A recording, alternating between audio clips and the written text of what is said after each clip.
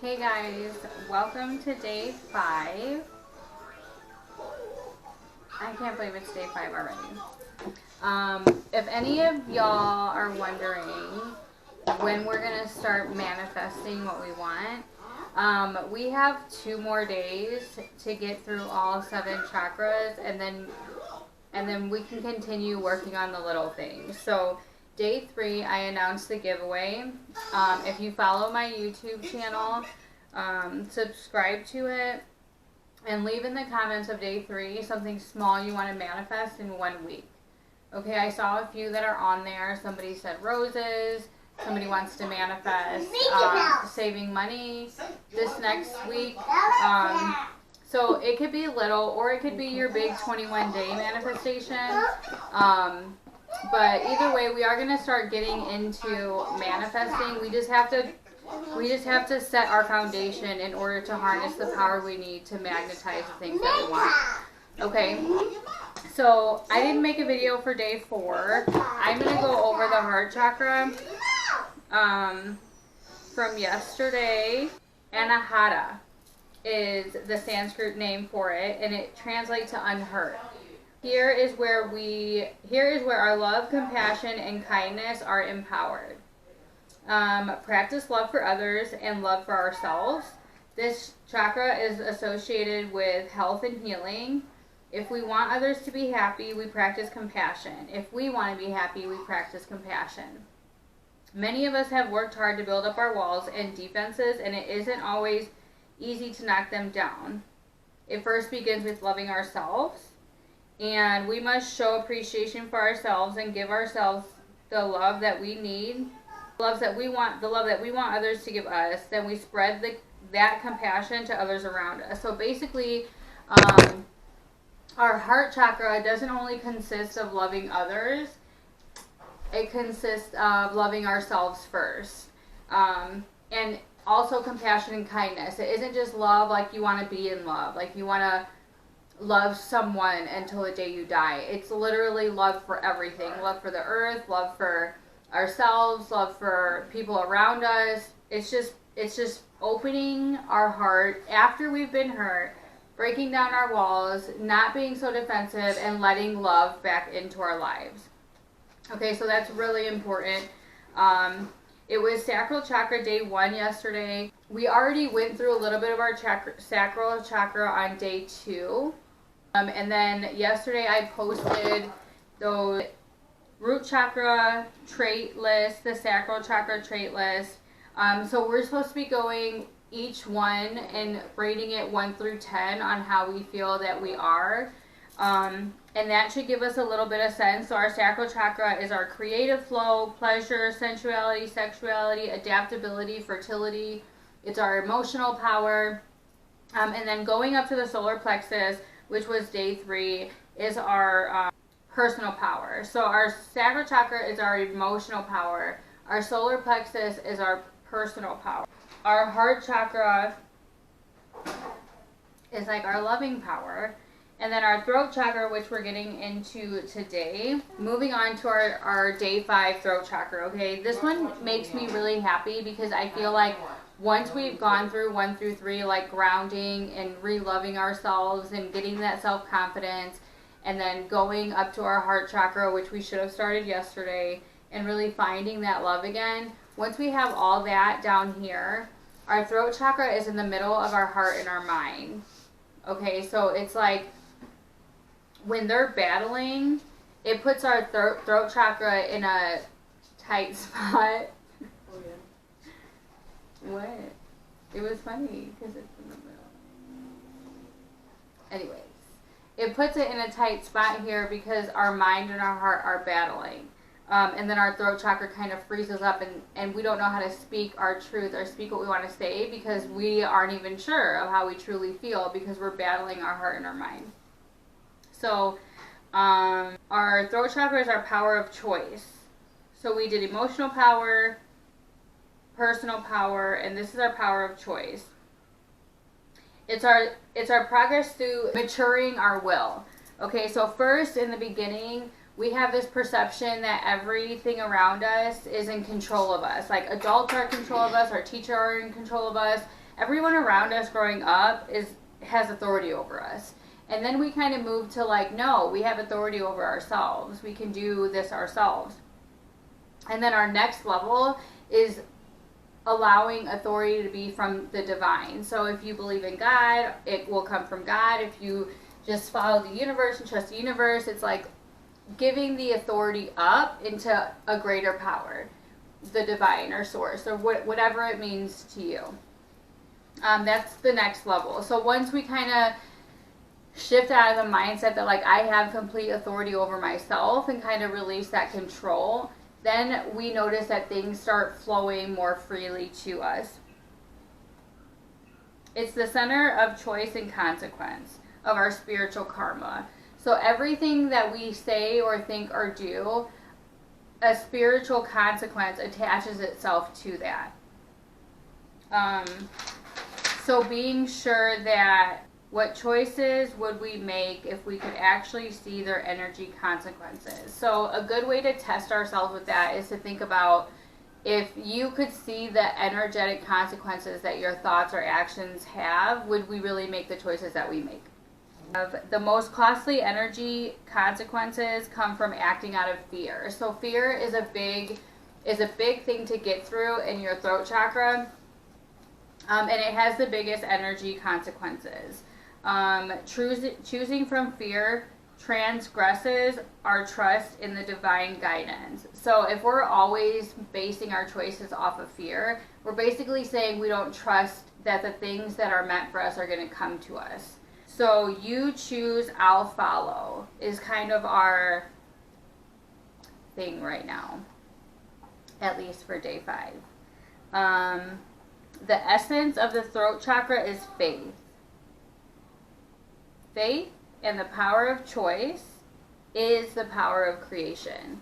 So having faith and choosing what it is you want to do and going for it is the power of creation. So the closer, it's exciting because the closer we get up here, the closer we get to manifesting and getting the things that we want to get. So remember that. Faith and the power of choice is the power of creation. Spiritual energies of this chakra guide us to the point of surrender. So if we allow ourselves to be guided through this journey, or through unblocking and aligning our throat chakra, it's going to guide us to the point of surrender. Maybe we align, we got our foundation, we're feeling sexy, we're feeling self-confident, we're feeling loving. Now what do we do with all this? Now we have to surrender. We have to surrender all that stuff to the divine, to source, whichever source is your source. We need to learn how to balance our responses to the urges of our mind and our heart. So if they're not working in unison, if they're not working together, then one's always going to dominate the other, okay? So our throat chakra gets in the middle of that, and it reacts to the urges from either or, okay? The center of the will is between the heart and the mind energies. And once we learn how to balance our responses or reactions to the urges, then we get to go through living, and then we get to go through mastering. So first we need to learn how to balance our responses to the urges of our mind and our heart. The mental energy is how we feel in the external world, and the heart energy is our personal domain. So it's like what we put out to the world is more of our mental energy, and like the more thought we have to put into things and analytics and really thinking about the things we're doing. Our heart energy is like making those emotional choices. Like I said, if the mind and the heart aren't communicating clearly with each other, one will dominate the other. We need to maintain authority and our emotions. Okay, when we're thinking a lot with our minds, it's like emotional data is our enemy. Anything emotional is like no. And Mind and our heart aren't communicating clearly with each other, one will dominate. If the mind is dominating, our emotional data will be the enemy. We won't care about any emotion. We'll kind of shut them off and stay. We'll keep maintaining authority over emotions. We have our heart dominating.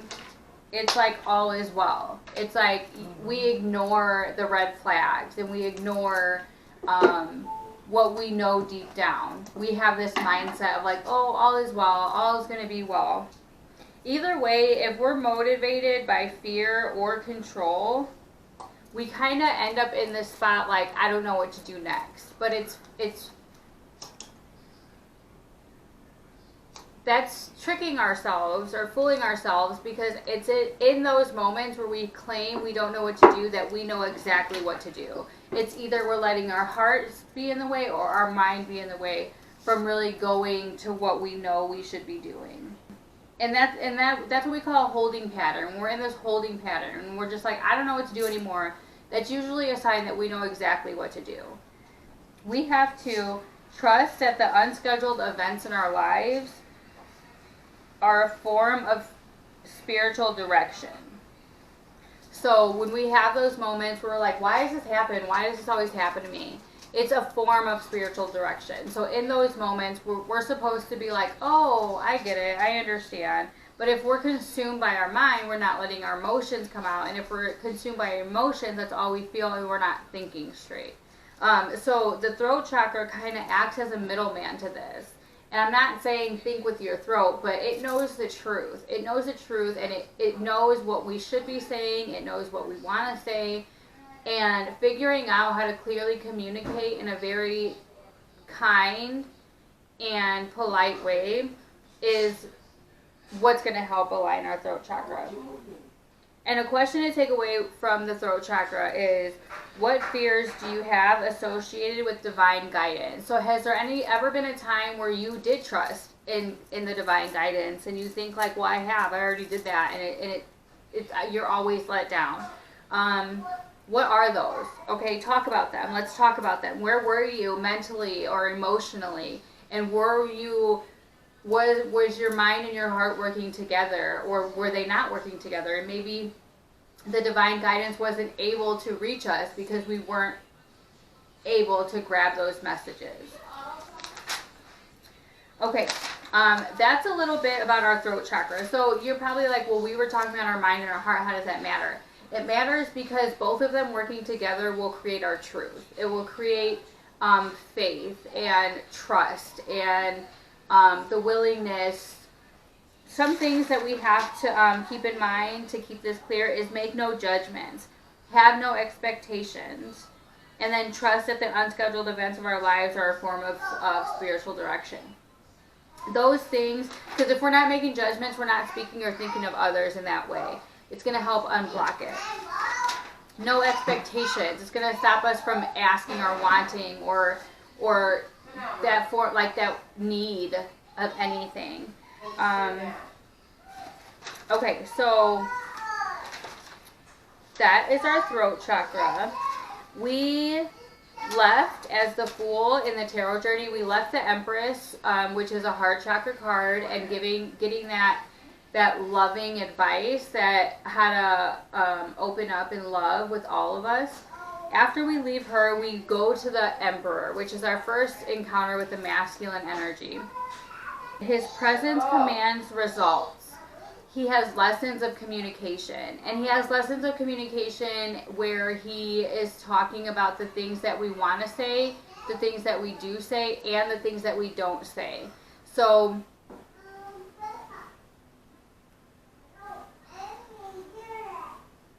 yeah, so going to see him, he offers those guidance points, communication, and commanding or demanding results. This is learning day 5, and there's 7 learning days 3 times, which go through our chakras. So right now we're on our throat chakra level 1.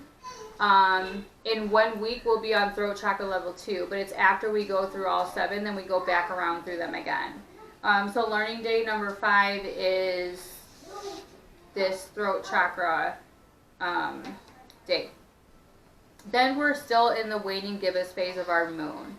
And it's really tempting to fall into a slump right now after the energy of the full moon, kind of feeling defeated. If some things didn't work out, but it's okay because it's a time right now for rest. It's time for rest, like we talked about.